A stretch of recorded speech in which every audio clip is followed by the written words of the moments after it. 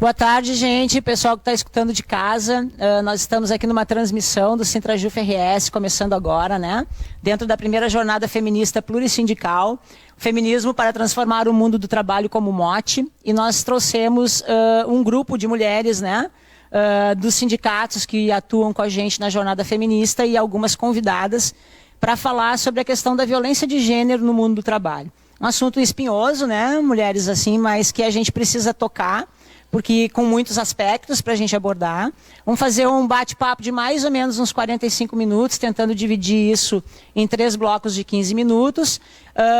E vocês que estão em casa vão poder fazer a interação através da live na página do sindicato. Basta que vocês escrevam essas perguntas que vocês querem fazer para as nossas convidadas e elas serão direcionadas aqui para o nosso estúdio para que a gente possa repassar a pergunta de vocês, tá? Eu sou a Nayara, né? Sou diretora de Políticas Sociais do Sintrajuf RS. Vou fazer o papel de mediadora, a gente já conversou aqui sobre a nossa sistemática. Temos uma plateia, né, ali do lado, que vocês de casa não estão conseguindo ver, mas em algum momento a gente vai mostrar, que está assistindo essa transmissão também aqui na sede do Sintrajuf. E depois a gente vai tentar fazer ainda a extração de pequenos vídeos com toda essa temática importante que a gente está gravando para poder colocar a público dentro das páginas das nossas entidades para que vocês possam acompanhar o resultado desse debate. Vou passar de imediato, né, a apresentação das nossas convidadas, né, que estão aqui com a gente hoje. Eu vou começar pela Cristina Mazui Chercheneski, que é servidora do TJRS. Ela é judoca medalhista de ouro em Paralimpíada Universitária. É militante do grupo Inclusivas, né, que é um grupo de mulheres com deficiência aqui da cidade de Porto Alegre, bastante conhecido. Ela foi presidenta da Associação de Pessoas com Deficiência Visual de Gravataí e também conselheira municipal de pessoas com deficiência no mesmo município. Passo para ti, Cristina, para tu fazer uma pequena saudação para o pessoal. Boa tarde, mulheres. Boa tarde, companheiras. Uma correção ali, fui presidente do COMPPD, Conselho das Pessoas com Deficiência de Gravataí, né? E no Grupo Inclusivas, atualmente, eu estou licenciada para atender as minhas atividades lá no TJ e cuidar das mulheres com deficiência e tudo mais, mas sempre acompanhando o grupo.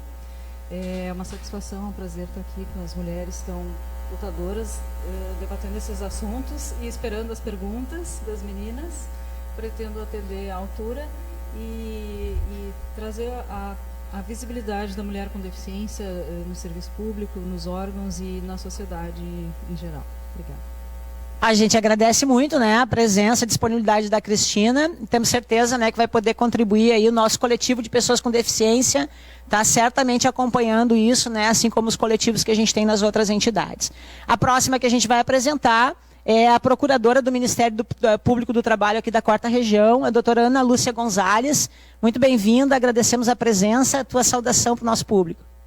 Boa tarde a todas e todos. Eu sou procuradora do Trabalho, sou vice-coordenadora nacional da nossa coordenadoria que trata da promoção da igualdade. Eu queria fazer uma saudação especial às servidoras públicas. Eu já fui oficial escrevente do TJRS, já fui analista do TRT4, hoje sou procuradora que continuo me considerando servidora pública. Então, e obrigada ao Sintrajuf pelo convite.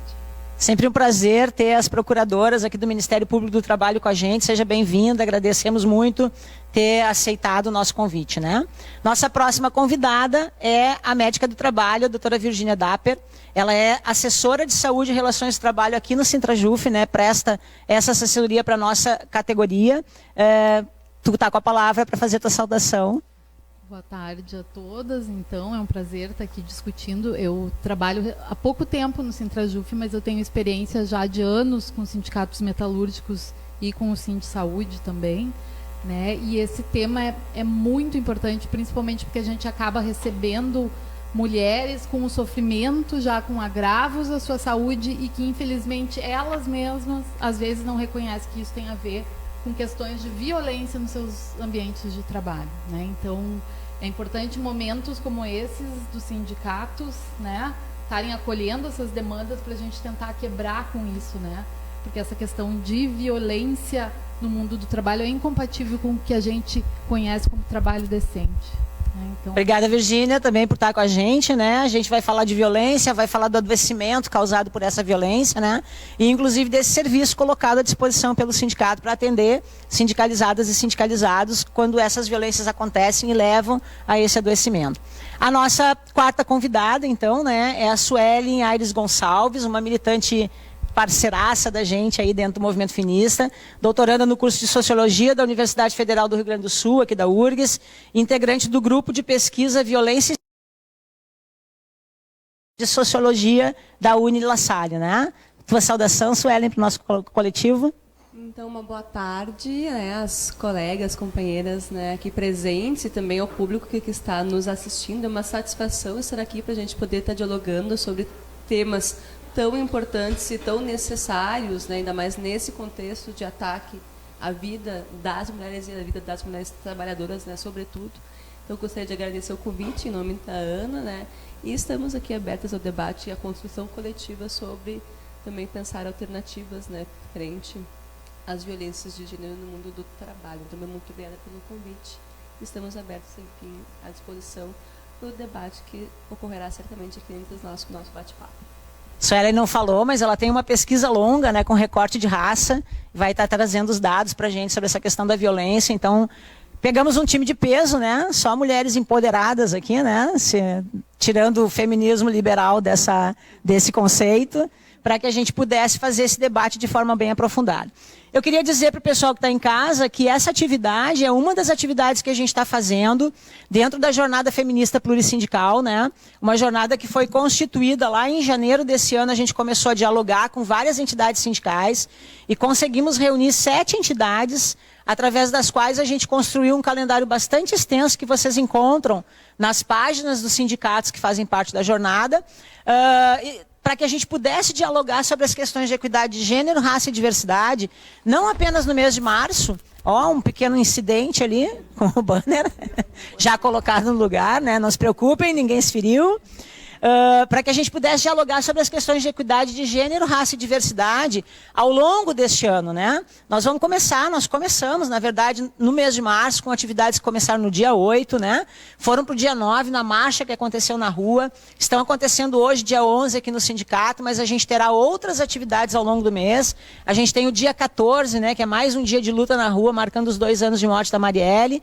A gente tem o dia 18, que é um dia muito importante para nós, servidores públicos, que é o Dia Nacional de Luta em Defesa dos Serviços Públicos e contra a reforma administrativa, que é hoje, né, o grande bastião do governo federal para destruir esses serviços que as nossas entidades prestam para a população, de uma forma geral, que os nossos órgãos públicos prestam para a população.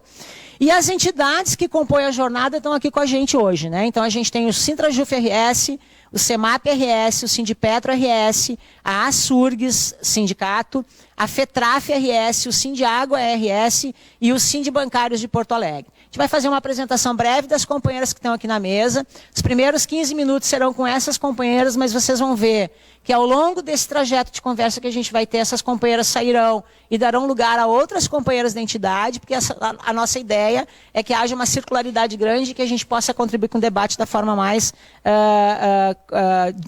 dinâmica possível dentro do processo. Vou passar direto aqui para a Isis, que está ao meu lado, ela faz a sua apresentação. Bem, boa tarde a todas, boa tarde aos nossos ouvintes. Meu nome é Isis Marques, eu sou diretora da Federação dos Bancários do Rio Grande do Sul. Minha base sindical é o Sindicato de Porto Alegre, por isso eu estou aqui hoje representando os sindibancários. Bem, boa tarde a todas que estão aqui presentes, todas que estão nos ouvindo também na live. Eu sou a Miriam Cabreira, sou diretora do Sindipetro, Sindicato dos Petroleiros do Rio Grande do Sul, e também diretora da Federação Única dos Petroleiros. Boa tarde às companheiras que aqui estão. Boa tarde a quem nos ouve. Eu sou Denise, eu sou bancária e sou diretora da FETRAF RS. A FETRAF RS é a Federação dos Bancários e Bancárias, no qual nós temos na nossa base 38 sindicatos do estado do Rio Grande do Sul filiados. Boa tarde a todas. Eu estou aqui representando a entidade anfitriã, o Sintrajuf, e saúdo a todas também que estão aqui, principalmente as convidadas. Meu nome é Clarice e eu sou aqui da Secretaria de Saúde e Relações de Trabalho. Boa tarde a todas, boa tarde às nossas convidadas. Eu sou a Ana Cruz, do Sindiágua, o sindicato que representa os trabalhadores e as trabalhadoras em saneamento. Boa tarde a todas que estão nos ouvindo e a todos. Eu sou a Cecília Bernardi, eu sou diretora de comunicação e formação do CEMAP Sindicato. O nosso sindicato ele tem uma base bastante difusa, né? Nós trabalhamos com toda a base de assessorias e perícia, empregados em empresas de assessoria e perícia no público, no setor público, estadual e no privado. Então nós atendemos 16 fundações de diferentes ramos, né? E também no privado. Então a nossa categoria é bastante estadual e grande e a gente está fazendo muito feliz de estar aqui participando desse desafio hoje aqui. E nós temos uma diretoria colegiada e eu fui destacada para estar aqui pelo restante da diretoria. Boa tarde, meu nome é Elianara, eu estou aqui como representante da SURGS, que é o Sindicato dos Servidores da Universidade Federal do Rio Grande do Sul, da UFIXPA e Institutos Federais do Rio Grande do Sul. Eu participo do GT Mulheres na SURGS e aqui estou representando meu sindicato neste grande evento. Time pesado, né? No bom sentido aqui. Dizer que a Ana não disse, né? Mas ela ocupa um espaço importante hoje na diretoria. Representando o Sindiágua, que está nesse pool, mas que é uma função que para a gente é importante do ponto de vista de representação, né? Importante a gente citar. A gente vai começar com temas bem tranquilos, né? A gente vai falar de assédio moral, assédio sexual e divisão sexual do trabalho. Quer dizer, temas muito leves, né? Para a gente tratar, nada estruturantes, como disse a Isa aqui no meu ouvido, né? Temas que a gente sabe que batem o tempo inteiro na vida da gente. A gente vai começar pedindo que a doutora Ana Lúcia Gonzalez fale um pouquinho sobre esses conceitos para a gente. Já combinei com ela que a partir desse bloco eu vou dispensar o doutora, né? Para que a gente tenha a horizontalidade necessária para trabalhar aqui nesse bloco. Ela passará a ser só a Ana Lúcia para a gente a partir de agora.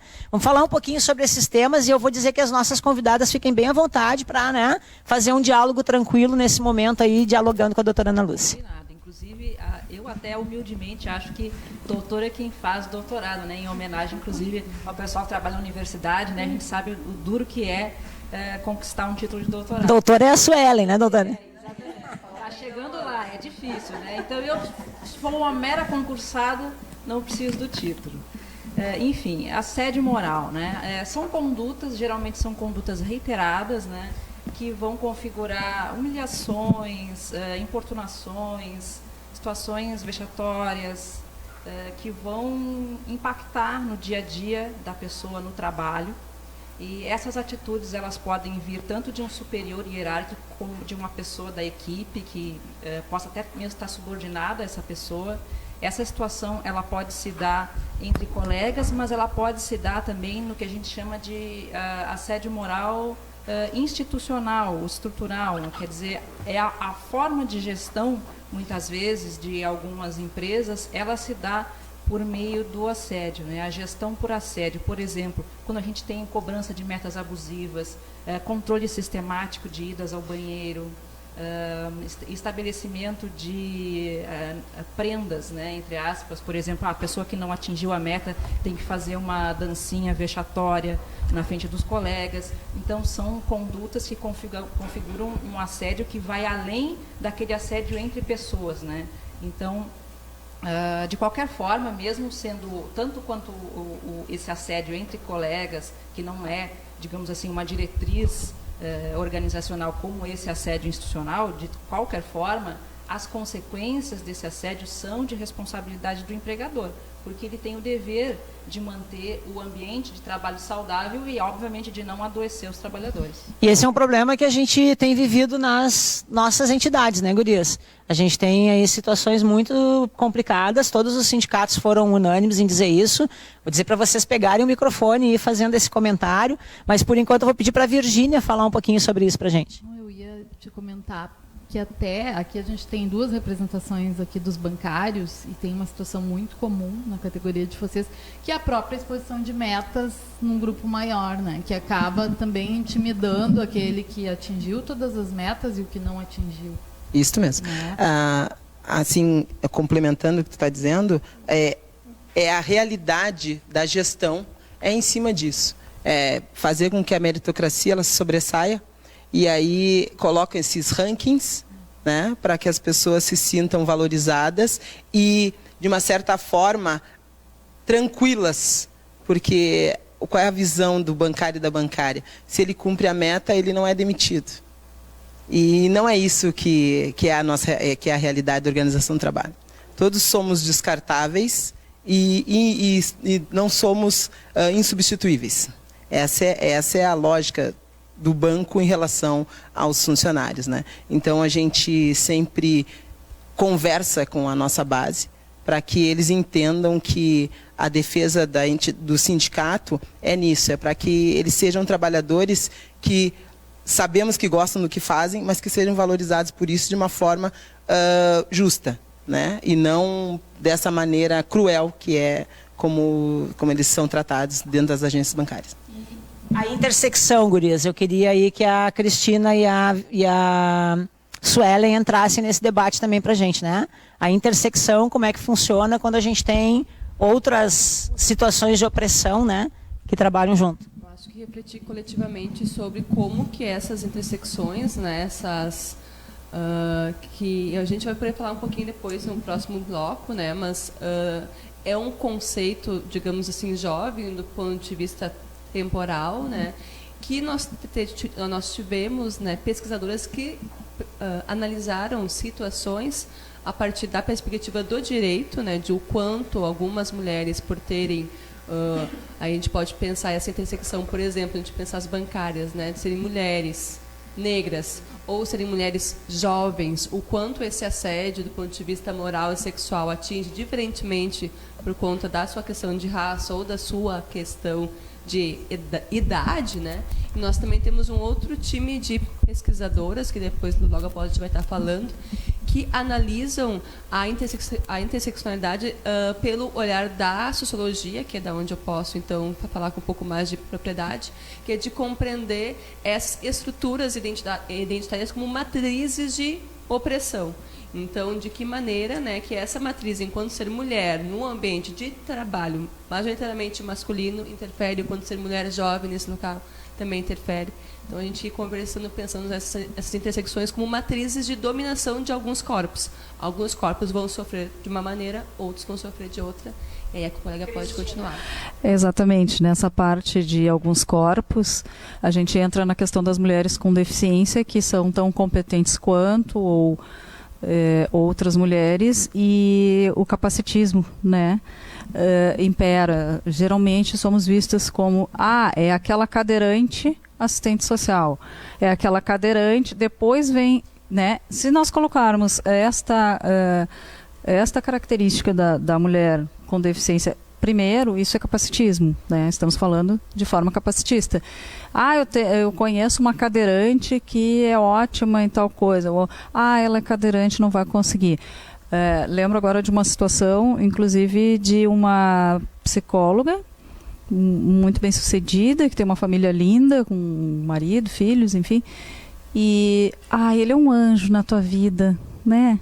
Então, isso também funciona de forma muito negativa, assim, em alguns ambientes de trabalho, de se primeiro pensar no que aquela servidora não vai conseguir fazer, sem perguntar para ela de que forma podemos auxiliar para que isso saia, que essa atividade saia adequada que ela consiga realizar.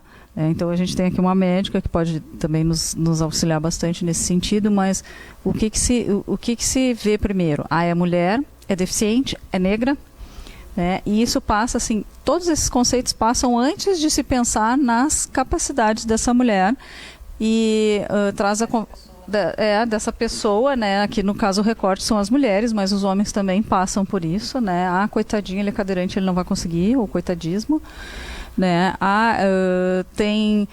Quando se fala em acessibilidade, se fala em seis barreiras, né? Atitudinal, pragmática, comunicacional, arquitetônica. Então, são muitas barreiras que essas mulheres precisam enfrentar, mulheres e homens, né, com deficiência, para que consigam atingir o que é aceitável. E também o corpo dessa cadeirante, será que, né, ele não é visto assim, ela é mulher. Eu tive um absurdo de uma amiga cega que tem 4 filhos, adultos já, e numa das gravidez dela, alguém perguntou num ônibus assim, quem fez isso contigo? Ela, meu marido. Né? Como a sexualidade, a reprodução... exatamente, os direitos sexuais e reprodutivos das mulheres com deficiência não existissem, né? Inclusive o grupo Inclusivas tem uma cartilha sobre os direitos sexuais e reprodutivos das mulheres com deficiência, que é um projeto pioneiro aí de mulheres com e sem deficiência, que eu lembrei que no Inclusivas também tem, né? Ele é um grupo misto. E então isso passa pelas instituições. Claro, a gente tem pensado isso de uma forma de acolher todas essas mulheres e comprar equipamentos, conversar, mas sim, acontece essa interseccionalidade de primeiro tu pensar nas incapacidades para depois pensar nas potencialidades. Então está se falando bastante sobre isso. Eu vou ver o comentário da Denise e pedir que vocês levantem o tom de voz também, tá? Porque que o pessoal em casa está com dificuldade de escutar e está falando lá pelo WhatsApp, pela live da nossa. Eu vou esperar esse grupo agora na sequência. Bom, o meu lugar de fala é justamente a minha categoria, né, que foi falado e usado agora como exemplo, é um triste exemplo, mas é verdadeiro. Os bancos e a categoria bancária têm um adoecimento que é uma epidemiológica, é uma epidemia, é mais do que o coronavírus, dá para se dizer, viu? De tanto adoecimento que tem. O sofrimento psíquico dentro dos bancos é total. Porque além de ter que bater metas, que é o que se chama na categoria, e de ter todo o assédio, ainda tem um sofrimento muito grande, porque para bater aquelas metas, na verdade, muitas vezes os bancários, e no caso as bancárias que são mais atingidas pelo assédio ainda, têm que fazer algumas vendas não muito éticas. Então, tem que acabar vendendo seguro de vida para quem já está muito idoso, ou ter que vender algum produto que não tem tanta rentabilidade assim, porque precisa, às vezes até ajudando o endividamento de certas pessoas, porque precisa bater as metas. Isso aí não fica incólume, porque é um sofrimento muito grande, porque obviamente todo mundo tem sua ética, todo mundo sabe que aquilo não é correto. Além de tudo, as bancárias, falo das mulheres agora, claro, né, tem o seu padrão, né, tem que ter aquele padrão de comportamento, aquele padrão de vestir, e tem que ser mais ou menos assim todo mundo. Na nossa categoria, e é cobrado delas, na nossa categoria nós temos bancos privados e temos bancos públicos. Sendo que nos privados vocês podem entrar que tem aquele padrãozinho, porque geralmente só são admitidas assim. Nos públicos muda um pouquinho, posso dizer, porque é via concurso público. Mas vou dar só um exemplo rapidinho. Num banco público, que eu não vou dizer qual, uma moça que entrou concursada, acabou pedindo demissão, porque a moça tinha o cabelo muito volumoso, que mais de 70% das mulheres brasileiras têm o cabelo volumoso e crespo, né? E o gerente vivia dizendo para ela que aquilo não era cabelo de bancária e que ela tinha que alisar o cabelo, não era o padrão. E ela usava vestido longo e ele dizia que aquilo também não era vestimenta de bancário. E a menina, muito inexperiente, muito jovem, não procurou o sindicato, não procurou nada, achou que era assim mesmo, acabou pedindo demissão de um emprego que era assim, ó, ela estava triste. Acho que é interessante, assim, eu queria puxar para uma questão que, quando às vezes a gente puxa para a área da gente, e é bom que a gente esteja num pool de sindicalistas aqui, e acho que a gente pode levantar um pouco, eu queria provocar um pouco por aí, que hoje a gente está tentando olhar sobre a luz das teorias feministas, né? Então a gente tentar olhar isso um pouco, porque quando vocês estavam falando, eu também começo a olhar a nossa base, é muito semelhante, só que com outros recortes. Então, na empresa que eu trabalho, as mulheres, a gente tem muita dificuldade quem tem que ir a campo. A gente é estereotipada, que não pode fazer uma perícia de um Proagro, que é a minha NASCAR Emater, né? Eu vou lá fazer uma perícia, tem dificuldade. A gente já está entrando na divisão sexual do trabalho aí, né? Mas eu queria fazer o link com o assédio, né? Assim, um pouco essa preocupação que a gente tem, às vezes, que o assédio hoje, o assédio moral, né? Como que a gente... Eu quero que vocês façam, as nossas especialistas aqui, façam o link do assédio moral e do assédio sexual. Nós tratamos do assédio moral, mas a gente não tratou nesse bloco ainda do assédio sexual. Tem uma diferença, inclusive, do ponto de vista de quem são os assediadores, né? Se no assédio moral, ainda que haja o assédio horizontal, o assédio vertical seja o mais comum, quando na verdade das chefias em relação a quem está na base, no assédio sexual a gente tem, inclusive, processo de inversão. A gente tem o assédio sexual acontecendo, às vezes, de um subordinado em relação a uma chefia. Então, queria que vocês falassem um pouquinho sobre isso também. Que o assédio sexual, embora a gente o senso comum imagine que está relacionado com um desejo sexual, na verdade, o assédio sexual é uma forma de discriminação, principalmente de discriminação da mulher no ambiente de trabalho e em posições de chefia. Então, quando essa mulher ela chega em posições que não são tidas como naturalmente posições femininas, isso acaba suscitando a prática do assédio sexual como forma de intimidação, né, como forma de dizer, olha, esse não é o seu lugar, o que você está fazendo aí? Esse lugar que por direito sempre foi meu. A Suelen está se coçando aqui, ela está querendo falar, que eu estou vendo. Pensar essas intersecções, as matrizes de dominação, o quanto, né, é perverso para com esses segmentos, né, e o quanto essa construção social do ser homem, do ser mulher, do que é o ser público, o que é o ser privado, né, que a gente já entraria sobre o debate da divisão sexual do trabalho, diz muito sobre essa padrão ideal, o que seria a mulher ideal para estar num posto de chefia. Primeiro, nem deveria ser mulher, né? Então, o quanto essas relações de uma construção social, né, dos papéis sociais que nós, enquanto indivíduos na sociedade, devemos cumprir, e o quanto esses processos, às vezes, né, se interligam com relações de gênero, com relações de classe, com relações de questão identitária, de questão racial ou etária, o quanto essas fronteiras dizem muito sobre essa violência do ponto de vista dos assédios sexuais, né? Então, acho que... Clarice quer fazer uma provocaçãozinha, depois eu vou passar para a Miriam e já vou avisando para o pessoal que passamos para o segundo bloco. Isso significa uma troca, né, entre algumas pessoas, vocês já podem ir fazendo enquanto a Clarice faz a provocação. Eu acho que talvez a Virgínia possa... me responder, ou responder a todos vocês, dentro da nossa categoria, né, que é o Judiciário Federal, a gente, aqui pelo Sintrajuf, já fizemos mais de uma pesquisa, aparece muito essa questão do assédio moral, o assédio sexual, né, várias doenças decorrentes, mas por que isso permanece? Né?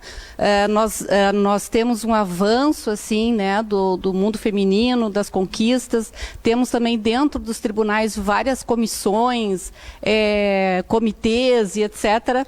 E isso continua acontecendo ainda, né? O que mais é necessário para que essas pessoas enfrentem isso, né? Porque é tão forte, tão presente nos dias de hoje, em pleno século XXI. Virgínia, tua resposta, depois a gente passa para mim. Tem um conceito interessante que está na cartilha de vocês também, que é o que a gente chama de síndrome do desamparo assistido, né? Que é quando a vítima ela é tão molestada, né, tão assediada, que ela aprende que não adianta mais reagir, né? Então é super importante espaços assim, pesquisas como o Sintrajuf tem feito, como a FenaJuf tem feito, né, que mostram denúncias para que a gente possa trazer esse problema e dizer que aquela mulher o problema não está nela, né? O problema é das relações de trabalho, né, que são machistas, que são preconceituosas, e infelizmente muitas mulheres elas têm essa tendência, não, sou eu que não me adapto, ou eu mereço estar sendo assediada, né, ou não adianta mais reagir, né. A categoria aqui do Sintrajuf, eu não tenho ainda bem detalhe, mas são várias pesquisas, né, da outra direção, tinha pesquisa sobre assédio moral. Eles fizeram uma com a URGS, por exemplo, em que não havia diferença entre os sexos na questão do assédio moral, mas uma importante diferença no que eles chamam de organização do trabalho com elementos assim críticos, né? As mulheres tinham organização de trabalho que elas consideravam com risco grave para a saúde, 31% das mulheres, e nos homens 23% apenas, né? Então, a gente tem que começar a romper com esse círculo, né? Essa questão também que a gente falou da divisão sexual do trabalho, isso a gente já vê no impacto da saúde das mulheres. Hoje, apesar das mulheres serem a maioria já no Brasil, terem nível de escolaridade maior, os cargos de chefia é menos de 40%. Tá? A diferença salarial, né? As mulheres recebem 30% menos, e quando eu pego uma mulher negra é ainda pior. Né? 44%, quer dizer, como romper com isso? Né? Bem, eu sou da categoria petroleira, então, uma categoria que tem cerca de 16% de mulheres na categoria inteira. Quando eu entrei na refinaria, né, eu entrei em 2007, as primeiras mulheres que entraram na refinaria foi em 1987. E isso por quê? Porque a gente faz concurso público para entrar. Outras categorias, como os petroquímicos, demoraram muito mais tempo para ter mulheres na representação dentro das empresas, né? E mesmo assim, nos anos 2000, a gente ouviu médicos do trabalho dizendo: por mim, mulher não trabalharia aqui, por mim, mulher não trabalharia na operação, mais especificamente, né? Que é inclusive a minha função. O que acontece? A operação de uma refinaria é um ambiente insalubre. É um ambiente em que a gente trabalha em regime de turno ininterrupto. E a presença de mulheres traz, sim, desafios à gestão, porque tem que lidar com coisas que são inerentes, né? A gente fica grávida, a gente amamenta, e a empresa tem que conseguir dar conta de ter essas mulheres, né, trabalhando na empresa. O que acontece? A gente tem muitos relatos de problemas de discriminação com relação principalmente ao período de amamentação, né?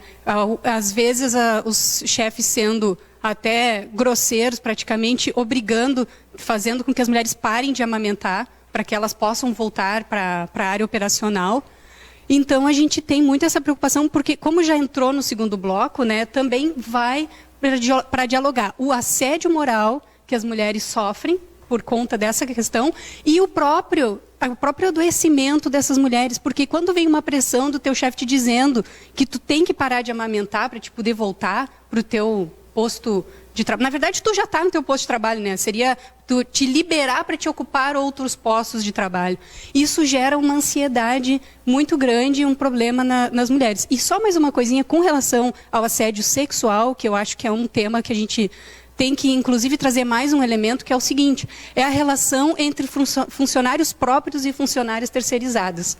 Como a empresa que eu trabalho, né, ela tem muitas empresas terceirizadas, a gente vê muito assédio das empregadas terceirizadas, e um problema sério, porque nós do Sindipetro não podemos representar essas trabalhadoras, e a gente quer...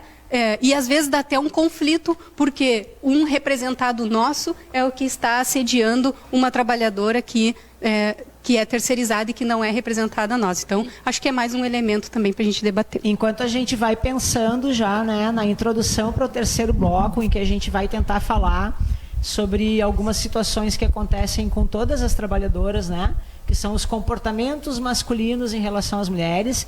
Eu vou fazer uma rodadinha aqui na mesa, vou passar para cada uma de vocês para que vocês façam as considerações sobre essa primeira parte aqui, né? Qual o fechamento que vocês acham que a gente precisa dar em relação a esses temas que a gente introduziu no primeiro momento? Assédio moral no trabalho, assédio sexual no trabalho, divisão sexual do trabalho, fazendo essas interseccionalidades que a gente estava falando, né? Questão da misoginia, mulheres com deficiência, mulheres idosas, mulheres negras, mulheres trans, e aí chamar uma correção, né, que eu acho importante que a gente coloque a própria cartilha do Ministério Público do Trabalho, que a gente está utilizando como base para fazer esse debate hoje, que a gente vai botar lá o link nos sindicatos para que todo mundo tenha acesso, né? Uma cartilha que está super bem redigida, o ABC da violência contra a mulher no trabalho. Parabenizar o Ministério Público por esse trabalho que fez ali, porque do ponto de vista de conceituação está ótimo. Mas quando coloca essas interseccionalidades, por exemplo, ela trabalha as mulheres transexuais, mas não trabalha as mulheres negras e as mulheres bissexuais. Então, acho que essa é uma coisa que é o apagamento que existe em alguns momentos, né? Porque a gente acha as transexuais assim como sendo, sem dúvida nenhuma, né, o maior foco da violência LGBTfóbica, né? Mas a gente apaga algumas situações em relação a isso. É disso que a gente está falando, né? Do apagamento feminino que acontece em todos os ambientes. Então, 1 ou 2 minutinhos aí de considerações para cada uma das nossas mesas para a gente introduzir o terceiro. E aí eu passo para ti na sequência, tá, meu bem? Aqui daí a Isis fala na sequência. Bom, então, fazendo um contraponto ali com a colega do Sindipetro, que bom que esse número, assim, no tribunal, ele é ao contrário. Sobe o teu tom um pouquinho, Ana. Eu, Cristina, tá. Eu peguei dados hoje, né? Nós somos, em maioria, 4.617 mulheres, né, servidoras, sendo também, em maioria, 501 chefias de mulheres, né? Contra não, né? Mas no TJRS, tá? Justiça Estadual. E 3.089 servidores homens, com 337 cargos de chefia masculino. Somos perfeitos? Claro que não, né? Também tratamos as questões intersexuais e todas de assédio. A gente tem os encaminhamentos, que depois a gente pode explicar como é que são feitos, e precisamos melhorar muito, mas quanto a esse percentual, eu considero que a gente está muito bem nesse universo tão machista, né? O Tribunal de Justiça também compõe agora na sua administração com Cristina, mas quando a gente vai olhar primeiro, segundo e terceiro grau, esse quadro muda. É a mesma situação que a gente tem no Judiciário Federal, né? 52% de mulheres entrando no concurso público como juízas, 43% de mulheres no segundo grau e 16% no terceiro.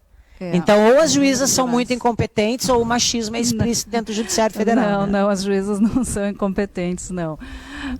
Mas esse número de mulheres, eu posso inclusive te dar um exemplo de que eu tenho 12 anos de judiciário, eu só tive um chefe homem, que foi também muito bom, e todas as chefias posteriores, inclusive atualmente, são mulheres, né, muito competentes e tal, e nunca tive, assim, muitos problemas de vai estudar o TJRS. Né? E o que tu tem para dizer para isso? Sobre a questão dos assédios, né, eu acho muito importante que empresas tenham canais de denúncia, né? Isso é uma forma de combate, e os sindicatos também podem auxiliar nesse sentido, também com canais de denúncia que permitam a realização da denúncia de forma anônima, lembrando que no site do MPT também qualquer pessoa pode fazer a denúncia, pode pedir o sigilo dos seus dados, não precisa ir até o Ministério Público, mas se quiser pode ir também, se achar melhor, eu prefiro falar diretamente com o servidor, pode ir até lá fazer a denúncia diretamente, assim como pode fazê-lo pelo telefone e ainda via aplicativo MPT Pardal. Então tem que denunciar, mesmo que peça sigilo dos dados, mas a gente precisa, até para ter estatística, porque senão a gente diz, esse problema não existe, tenho meia dúzia de denúncias. Não é o caso. A gente tem 400 de 2015, que eram 270 até 2019, que foram 500 e alguma coisa, aumentou a quantidade de denúncias. Mas ainda é um número muito subnotificado. Então, denunciem. Deixa eu cortar só um pouquinho aqui, que a Isis está querendo fazer um comentário. Eu quero fazer, na verdade, uma provocação. O nosso ramo bancário, ele é tratado de uma maneira muito velada a questão do racismo. Tá? O assédio moral dentro das agências, com nós mulheres negras, é bem diferente com as mulheres não negras. Eu fui assediada, eu tinha 6 meses de banco, dentro do banheiro, pela minha gestora, tá? Querendo tirar minha identidade quanto negra. Ela disse para mim que eu não era negra, que eu era morena. Porque ela não queria ter uma negra no setor. E isso foi uma das coisas que me trouxe para o movimento sindical.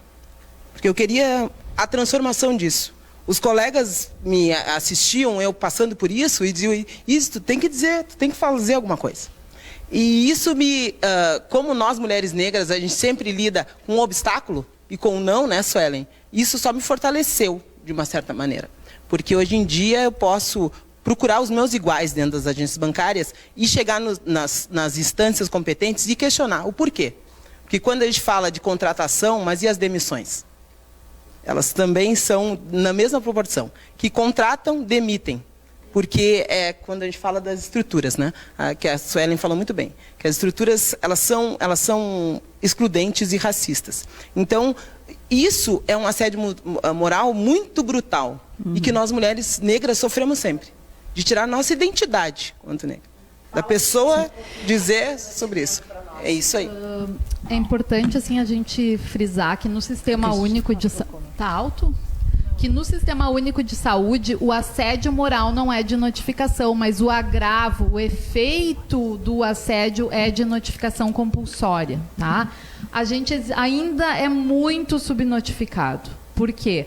Porque os nossos colegas médicos, quando recebem um colega com depressão ou com estresse, dificilmente eles fazem essa relação causal, né, com o sofrimento, com a questão do assédio, da desigualdade, da violência nos locais de trabalho.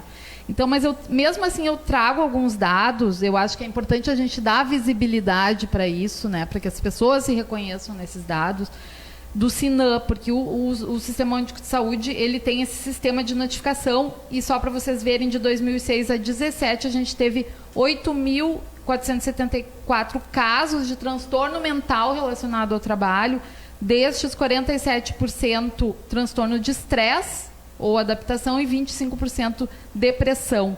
E as mulheres com 30% a mais casos do que os... E é subnotificado, né? A gente olhar esse número... Subnotificado. Por quê? Porque depressão, os agravos psiquiátricos não são de notificação, mas os relacionados ao trabalho são.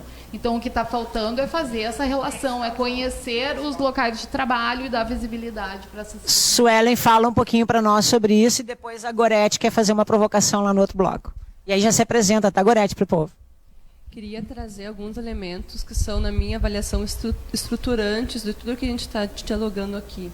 Que diz um pouco sobre a construção da nação, do que é o Brasil, no contexto do capitalismo periférico, num contexto em que esse capitalismo periférico necessariamente tem como bases, né, as hierarquias de gênero e de raça. Foi necessário para esse país ter um processo de escravidão, né, contra a nossa população negra, né, de séculos, para que houvesse acúmulo de capital.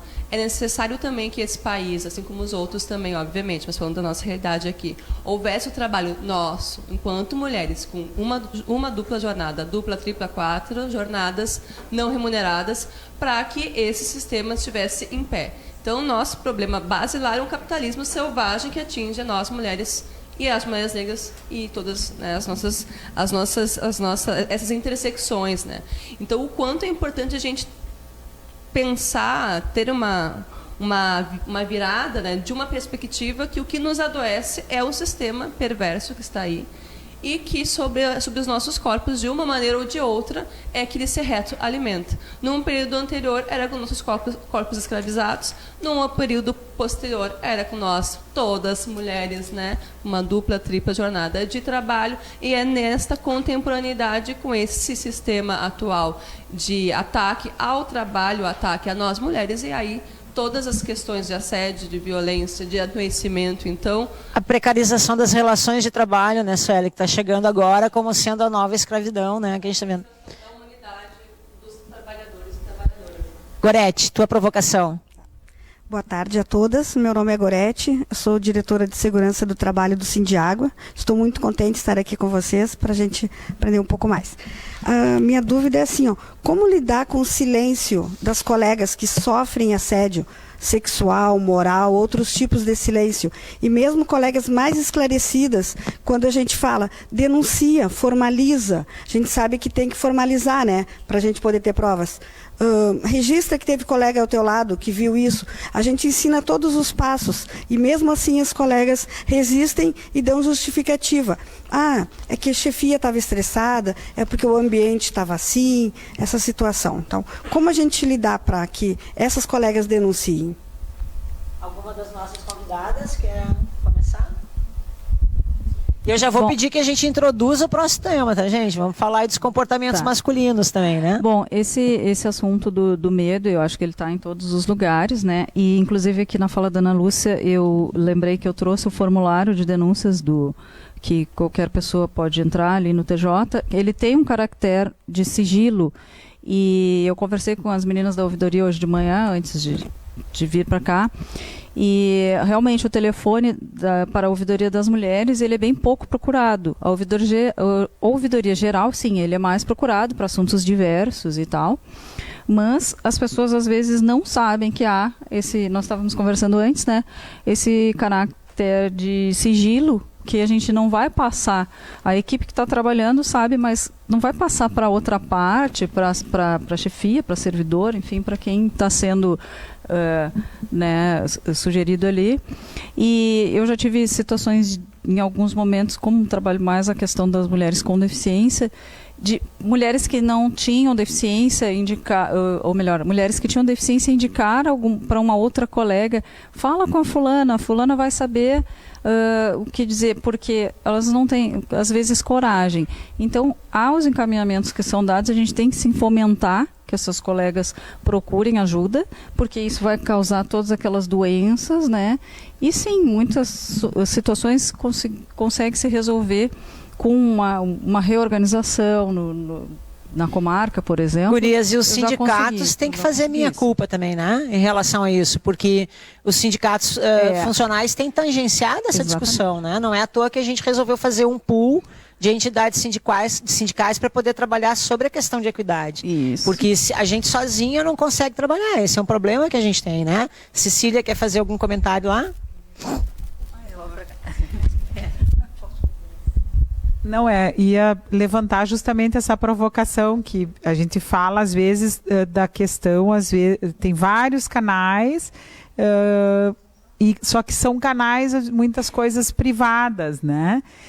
E uma questão que eu levanto sempre é como é que a gente desnaturaliza, porque daí a gente está entrando também no terceiro ponto, né? Como é que a gente trabalha? Então, a gente pensou essa live também é nessa lógica, né? Como que a gente desnaturaliza para que as coisas vão somando? É importante os instrumentos e nós temos que melhorar, os sindicatos estão aí, tem que fazer mais ações e já estão se estruturando para melhorar essas portas de entrada e os fluxos e tal. Mas uma grande questão no momento de ódio, e que a gente é a principal porta de levar essa pedrada do ódio, assim, né? Porque há uma naturalização, né? Como é que a gente desnaturaliza? Isso é que eu acho que eu queria provocar vocês para a gente levantar melhor essa desnaturalização, essa naturalização que a gente tem nos nossos serviços, né? Então, qual é os esforços coletivos, as meia-culpas que os sindicatos, que as estruturas, a gente tem que se preparar não, isso realmente é problema, isso realmente é... A gente está entrando, gente, nos nossos últimos 15 minutos de live, né? A gente sabe que nós já tratamos de coisas muito densas, né? A gente, né, fez todo um trabalho, assim, então... As nossas convidadas trocarão de novo, quem tem que trocar aqui na mesa enquanto a gente está falando, mas eu vou passar para a Suelen ainda finalizar sobre o comentário dela, e a Virgínia, se quiser falar um pouquinho sobre essas portas de entrada, né, no sindicato para essas denúncias, fica com ela no final e aí a gente vai para o terceiro bloco. Refletindo, então, sobre esta questão, a minha vida acadêmica, né, eu dedico a pesquisar o tema sobre violência contra as mulheres com recorte de raça, né, o que eu estou trabalhando atualmente, pesquiso sobre os feminicídios. E aí eu fiquei muito, né, feliz com essa questão que a colega apresenta sobre a questão sobre o silêncio. Por que eu achei importante a pergunta para a gente puxar esse debate que você estava falando? Nós, mulheres, essa sociedade, né, que possui essa hierarquia de gênero e de raça muito presente, muito nítida, né, que não se fala, mas é real, e a gente viu aqui demonstrações de como no mundo do trabalho se é presente na vida pessoal, enfim, dentre outras esferas da nossa vida, e o quanto a gente que precisa subir violência, a gente percebe um item, né, que para uma mulher romper com um ciclo de violência de uma sociedade que naturaliza, banaliza a violência contra os outros corpos, ela precisa estar muito segura para ter esse primeira ação, sabendo que através dessa ação haverá uma série né, de questões que irão de reações né, do outro espaço. Então, como pensar espaços seguros de denúncia e de que não vai se tornar apenas um denuncie, né? E aí a gente percebe, por exemplo, eu que pesquiso feminicídio, é nesse momento que ela está mais vulnerável, é no momento que ela está segura, que ela vai ter uma porta de acesso enfim, aos espaços que nós temos, ou que nós tínhamos de política pública. E aí é nesse momento que ela decide romper com o ciclo de violência e vai em busca de alternativas de vida e de sobrevivência, é nesse período que, infelizmente, ela perde a sua vida por todo esse contexto aí que a gente estava pensando anteriormente. Então, como pensar espaços seguros e que não fique apenas no denuncie, que a gente possa pensar um protocolo, um trâmite, e que esse espaço sirva para visualizar, bom, não vai ser só, né, não é só comigo, é com os outros, e vai ter resultado. Qual vai ser o resultado? Como pensar coletivamente? Então, acho que os sindicatos têm essa tarefa de pensar espaços seguros, de receber denúncias e pensar como se dará o processo posterior às denúncias. Também. Virgínia, quer falar um pouquinho aqui do nosso método aqui, né? Sim, acho que as mulheres têm que se sentir seguras e elas precisam de espaços. Acho que esse espaço é super rico, né? A gente está levando para as pessoas. E essa situação é muito difícil. Eu tenho uma experiência em vigilância, intervenções em ambientes de trabalho, e a gente consegue mudar muita coisa, como a questão em frigoríficos, por exemplo, esforço repetitivo, muitas melhorias. Quando chega na questão da violência e assédio moral, é muito complicado, né? Porque a gente teria que fazer um trabalho mais de confiança, que essas mulheres possam se sentir apoiadas, no caso, pelo Sistema Único de Saúde, mas pelos sindicatos, pelo Ministério Público do Trabalho, né? Eu acho que as pesquisas são super importantes também, acho que o Sintrajuf investiu bastante, e que a gente leve essas pesquisas para cada local de trabalho e discuta com os trabalhadores. Né, porque acho que daí eles vão se sentir mais seguros, né, para como vamos mudar isso e acabar com essa naturalização então da violência. Só rapidinho aqui, a gente tem dificuldade também de colher, né? Quando a gente recebe denúncia e a gente precisa de prova, né, para poder chegar no judiciário, por exemplo, a gente tem dificuldade de ouvir. Eu geralmente chamo 10 para ouvir 3. E aí 2 ainda me dizem, não me usa o depoimento. Aí eu fico com uma. E aí tem que chamar mais 10, e assim vai. É muito difícil e é super compreensível, porque a pessoa tem receio de perder o emprego. Natural isso. Não é uma crítica, é uma constatação. Mas é necessário, então, o quê? A gente atuar nesses processos culturais, né? A gente precisa estudar, meditar sobre isso, fazer cursos, capacitações. A Convenção 190 da OIT, elaborada e fala justamente de assédio e violência no trabalho. Então é um mote que a gente pode partir dele, né? Fazer eventos sobre essa convenção, discutir essa convenção. Afinal de contas, a OIT é uma organização tripartite, ou seja, toda a convenção nela elaborada foi elaborada por representantes de trabalhadores, representantes de empregadores e governos. Então ela tem essa legitimidade, né? Não é algo só de trabalhadores para trabalhadores, não. Ela envolve todos esses setores aí. Então fica essa reflexão aí. Vamos falar sobre a Convenção 190 da OIT. Eu vou fazer uma interrupção aqui. A gente está com alguns comentários aqui do Facebook, né? O Marcos Miller pedindo para aumentar o volume, a gente já fez, né? A Rafaela Sais querendo a cartilha, está dizendo que está show aqui a nossa transmissão.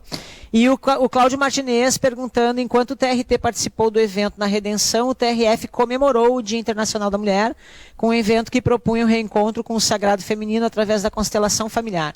Dá para comentar essa questão da constelação familiar? Eu acho que é importante que a gente traga esses elementos para cá.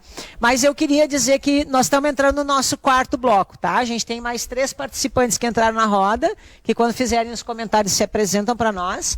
A gente não deixa de falar das questões da violência que a gente estava falando até agora, outros elementos podem vir trazendo, né? Mas a gente queria falar um pouquinho dos comportamentos masculinos, né? Aquela história do homem espaçoso, do homem que explica tudo, do homem intrometido, do homem que rouba as ideias das mulheres, né? Do homem manipulador, do reclamão, enfim, né? Daquelas comportamentos masculinos que atingem todos os ambientes de trabalho e nos atingem também como mulheres sindicalistas, né? Esse é um desafio que a gente precisa vencer, que é um desafio de cultura. A gente acha que esse último bloco a gente continua, né, trabalhando isso, mas introduz esses comportamentos que estão ali, tá? A Lucy estava querendo fazer uma provocação, não importa se é desse tema ou não, só vou pedir que as nossas convidadas, ao responderem, né, introduzam esse próximo assunto do bloco seguinte, tá? Então, boa tarde, companheiras. Sou Lucy, coordenadora do GT Mulher da SURGS. Então, o nosso sindicato também somos a maioria mulheres. Na universidade também a gente fez um levantamento que as concursadas, 51% são mulheres. Mas, de novo, a história quando vai para a questão das hierarquias e do poder. Quem são os diretores? Famosa Vrana Panizzi, que foi de 1990 a 98, ela ficou 2 gestões, e depois só homens. E então nós no sindicato montamos um grupo de mulheres, um GT, um grupo de trabalho, para trazer para a categoria esse debate, e também a gente trabalha com as alunas. E por último, quando se teve problemas no campus do Vale, que à noite mas se eu não tenho iluminação, nós estamos também com problemas agora da verba pública federal que está diminuindo, por políticas do neoliberalismo. Então, como a gente está organizando? Então, dentro do campus, agora se botou um ônibus circular para que as alunas andem, mas ainda, infelizmente, a gente teve do próprio reitor de perguntar, mas o que as meninas fazem lá? Ou ainda, de novo, a culpa... ou porque elas andam de short, né? Então, de novo, parece, e dentro da universidade, aí a gente fica pensando, se na universidade se fala isso, imagina em outros lugares. Essa é a provocação. Oi, então. Então, boa tarde às companheiras e aos nossos ouvintes. Eu sou Neide e sou diretora do Sindipetro, né, junto com a Miriam, saiu agora. E eu gostaria de perguntar, assim, mais, acho que direcionado para a Suelen, a questão da apropriação cultural. Não chega a ser, eu não sei se isso passa por algum tipo de violência, mas é mais para a gente, para todas nós aprendermos sobre isso, que é uma coisa que já ali adiante já vai ser muito discutido. Vou começar com a Suelen aqui, então. A Mara queria ser Eu queria, não, e antes até acho que engatar uma provocação também, né? Porque até pegando os links dos outros blocos, mas aí no tema desse, né, eu acho que nós estamos vivendo um momento político no Brasil em que a presidência do país incorpora todos esses problemas, adjetivos masculinos, né? Que incomodam muito, não só as feministas, incomoda qualquer mulher, né? E que isso está baixando, não só na sociedade, mas em especial no serviço público, né? Há um empoderamento dos cafajestes, há um empoderamento do patriarcalismo no serviço público, e aí o que a gente vê se reproduzindo? Mais assédio moral, mais assédio sexual, né?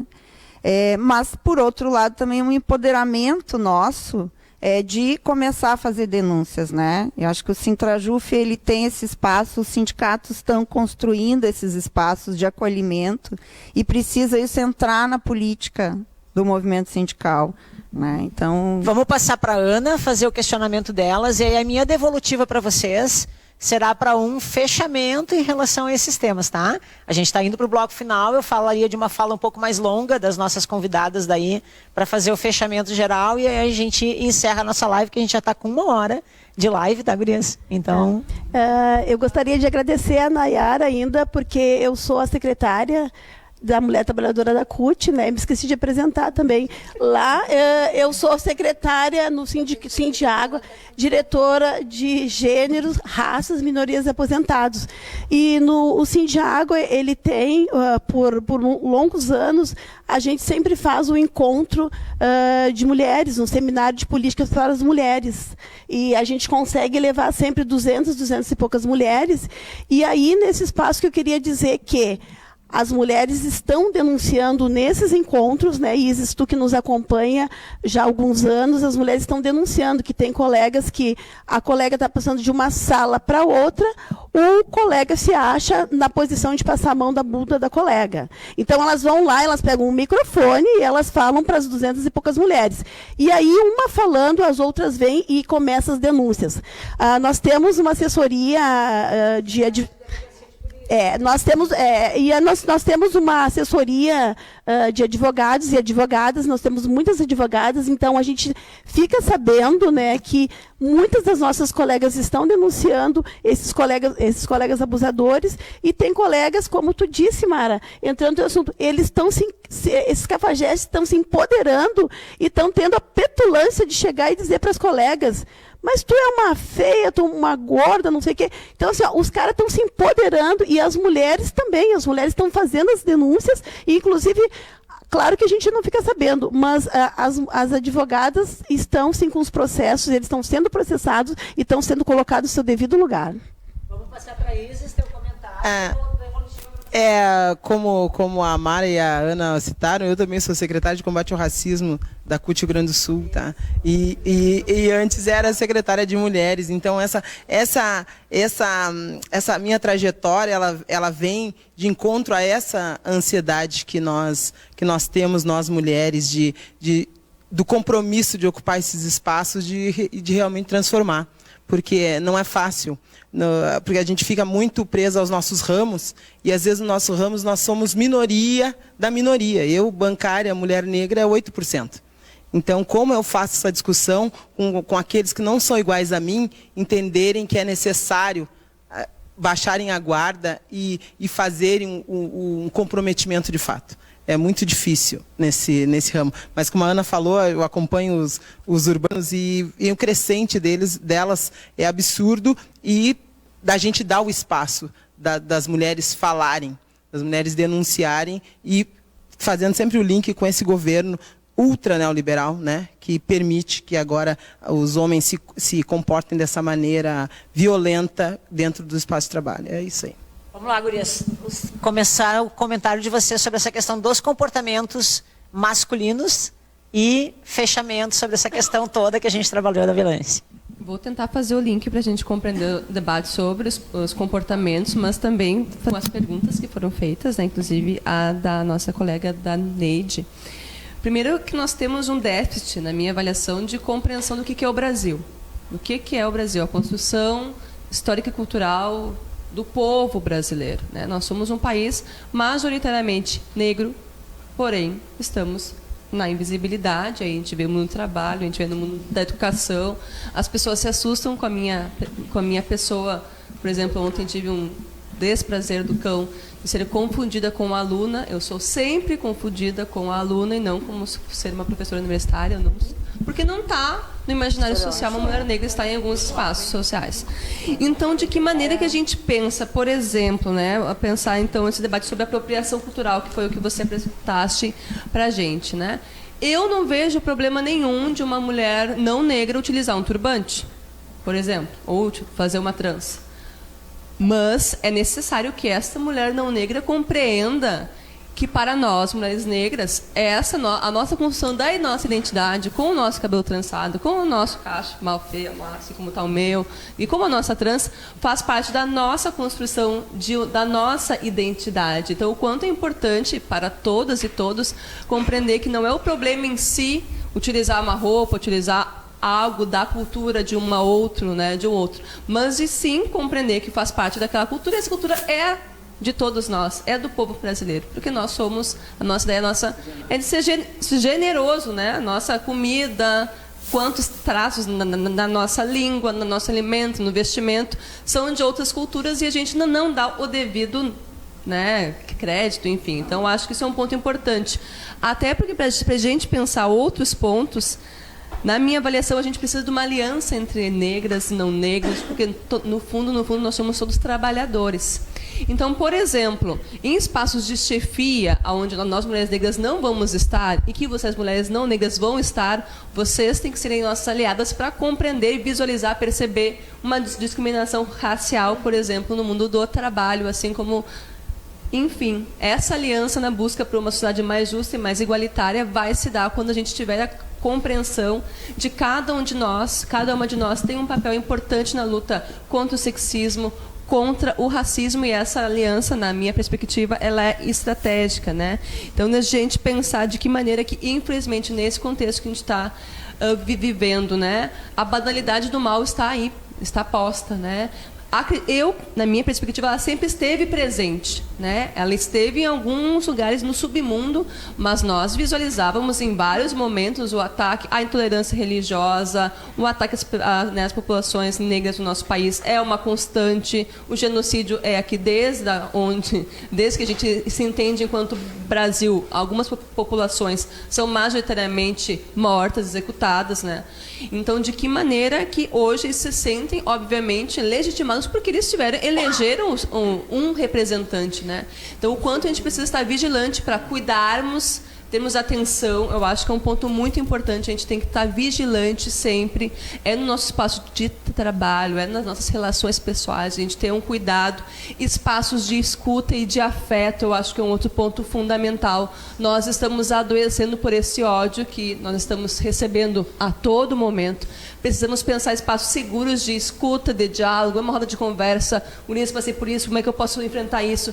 Enfim, acho que os sindicatos também têm esse papel fundamental de, nesse momento, nós estamos sendo atacadas, o ataque é a classe trabalhadora. Então, como acredito eu que os sindicatos têm um papel fundamental de receber esses trabalhadores e dar atenção e zelo para que a gente não adoeça. Nós precisamos estar de mãos dadas uns com os outros, e eu acho estratégico e fundamental a gente ter vida, mas vida com dignidade. Esses dias eu estava conversando com uma irmã que ela, nós só estamos resistindo. E eu falei, nós precisamos existir. Mas para existir a gente vai ter que estar com condições e tal. Eu acho que espaços como esse nos fortalece a gente continuar na luta. É exatamente isso. Vamos para a Virgínia, para ela fazer... perdão, meu bem. Desculpa, eu estava olhando aqui no papel. Não te ouvi. A Cristina, então. Deu o microfone. Cristina, para as tuas considerações finais. Pegando o gancho do que a colega falou sobre como mulheres não negras e mulheres negras vão estar unidas, eu acho que falta aí também um conceito de sororidade entre as mulheres. Porque uma ajuda a outra e todas somos mais fortes. Então, no momento que... Quando tu te referes assim às negras, as mulheres com deficiência também não são vistas como um cargo de chefia. Muitas vezes existe um grupo ou uma comissão onde há uma vaga para a pessoa com deficiência. Tá, mas e quem disse que aquela outra pessoa da área técnica também não pode ser uma pessoa com deficiência, uma mulher com deficiência? Não necessariamente aquela vaga reservada à pessoa com deficiência. O que não está reservado para a pessoa com deficiência também pode ser uma pessoa com deficiência, porque não uma mulher com deficiência. Então falta, tanto quanto as mulheres negras, mulheres com deficiência, falta sororidade. Eu acho que esse é um conceito que a gente tem que desenvolver. Percebo que sim, como disse anteriormente, não somos perfeitos, mas estamos numa administração um pouco, com um olhar um pouco mais humano, percebo isso sim. E acho que os espaços que falaste também de escuta e de diálogo têm que ser provocados, como esse aqui, têm que ser promovidos. Teremos um fórum onde o tribunal vai ouvir a comunidade e, acreditem, há elogios também, não só reclamações, graças a Deus, né? Então, deve estar no site do TJ, não lembro agora a data. E quero ver mulheres negras, quero ver mulheres com deficiência, quero ver mulheres em todos os lugares. E sim, com grandes parceiros, homens, né, para que a gente possa evoluir juntas, sermos mais fortes, promover outros espaços como esses, onde podemos estar aqui discutindo assuntos de suma relevância para a nossa vida. Quero agradecer e quero lembrar que tem um formulário, tá, de reclamação lá no... Mas anônima não, tá, gente? A gente não processa nada anônimo, é tudo... Se quiser, caráter sigiloso ou não, tá bom? Um grande abraço a todos, uma alegria estar aqui. Não, a Virgínia, quem pega agora? Eu ainda vou provocar você sobre o tema dos comportamentos, viu?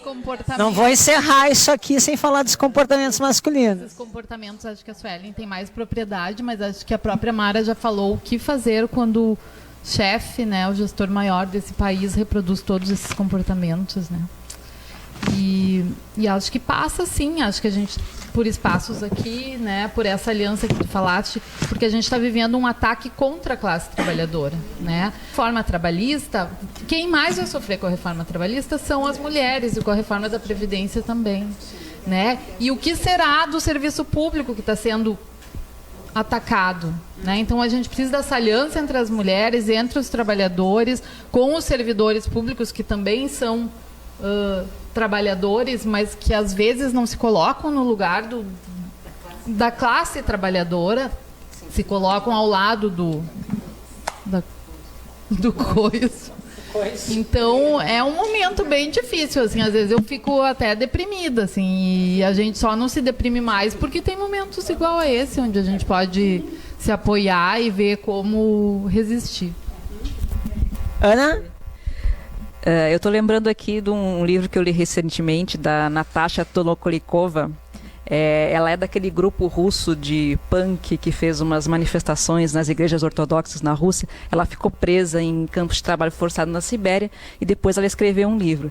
E aí ela falava que ela buscava ter sempre momentos de alegria, mais bizarro que pudesse ser, né? Mas enfim, tentar cantar, tentar dançar, tentar fazer momentos ali naquela situação, né? Porque ela via nisso resistência. Teremos a nossa festa dia 20, né? Feminista. Pronto, exatamente. Claro que é muito fácil a gente adoecer mentalmente se a gente abrir o celular e passar 5 minutos olhando notícias, né? Então a gente precisa, claro, a gente tem que estar informado, mas a gente precisa ter esses momentos de leveza, de conversar, né?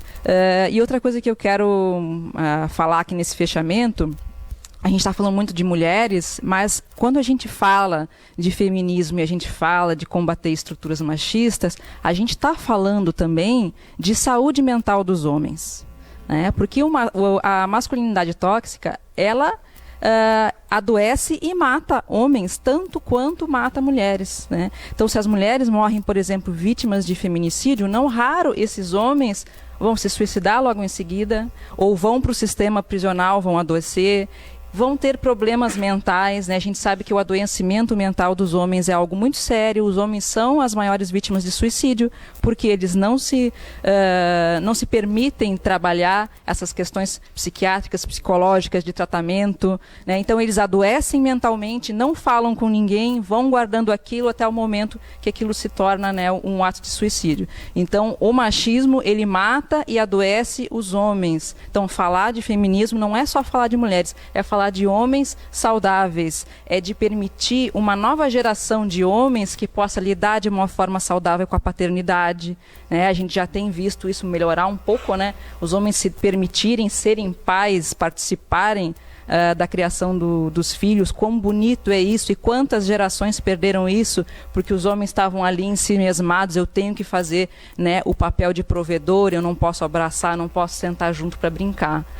Então, ver os homens também poderem despertar para essa outra forma de serem homens, né? Junto com a gente, companheiros, né? Não estamos aqui para dizer é melhor ser isso ou ser aquilo, ou estamos contra ou a favor. Não, a gente quer todo mundo junto em igualdade.